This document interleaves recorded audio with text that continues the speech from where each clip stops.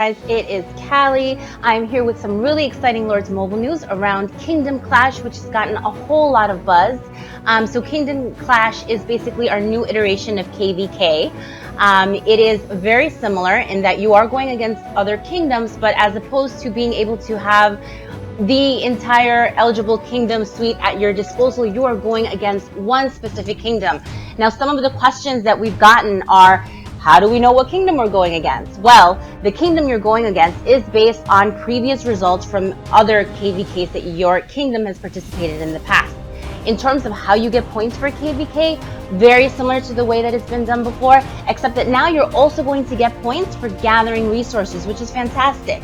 Another big change is you're not going to find out who you're going against until the clock strikes 12 and you are ready to rock and roll. So those are some pretty big changes. Right now, we just ended up porting next to someone on a very romantic island. So we're going to shoot them over a scout and going to see kind of what their troop composition is. We can see that these guys are heavy up on snipers, which is definitely a trend that I'm seeing across the board. And they are equal in cavalry and guard. We're going to go ahead and quickly attack them. Clicking auto select definitely saves you a lot of time. If you guys have battalion set, please use them when you're participating in KVK. In this case, we don't have battalion, so we are manually selecting our heroes. And you want to make sure that you're really careful about this part. You're not accidentally sending heroes that are heavy up on research or gold production. You really want to make sure they have those army buffs. And when you're doing KVK and you're moving really quickly and are constantly worried about getting hit, you can definitely make those mistakes. So we're going to go ahead and just send them all the troops we have. We don't have that many. And we're going to also go ahead and send them some sped up troops. Winged boots, definitely something that you want to have a whole lot of when you're doing KVK, particularly when you're in foreign kingdoms, just because there's always a threat of being kind of unpleasantly, surprisingly visited by rivals. Oftentimes in World Chat, you're going to see that they're constantly posting people's coordinates. So you want to make sure that you're ready for that and you're not overextending and taking a whole lot of time to attack anyone. Went ahead, checked the report. We ended up winning that battle. Again, another thing that I would love to mention to you guys is the solo war piece. Solo war still exists as part of Kingdom Clash.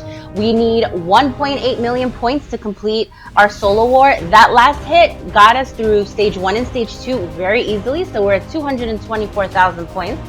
And these are some of the rewards that they have. So awesome rewards in terms of being able to really kind of bring your A game and be able to get as many points as you can.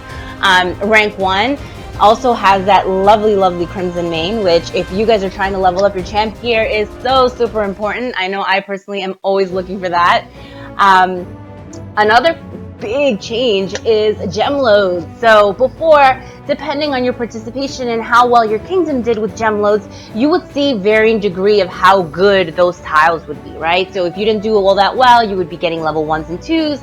If you did awesome, you would be getting level 5s. Now, the winner gets the spoil, guys. So you're not going to see gem loads if you do not beat the kingdom that you're going up against. So whoever that winner is going to get all the gem loads, levels 1 through 5, and the loser doesn't get anything. So again, even more kind of oomph to try to bring your A game to this.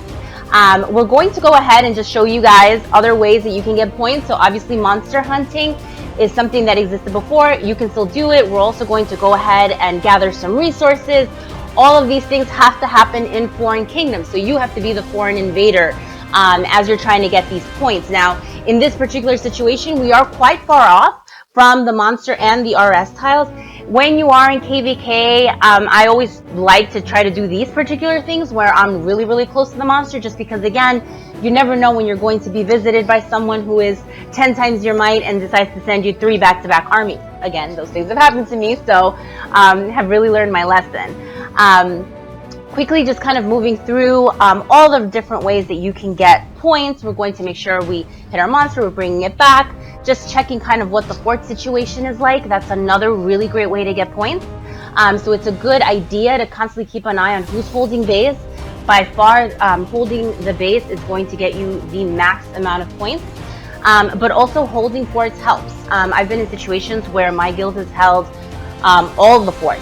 And we make sure that we have as many folks that are kind of in the fort getting points as possible. So we're definitely seeing everybody's solo points kind of up there, which is great. You want to make sure it is a team effort. This is something that if you're going to go invade, you want to make sure you have folks with you. Now that you're only going against one kingdom, it makes it so much easier. So if you guys have any questions or comments, please comment down below.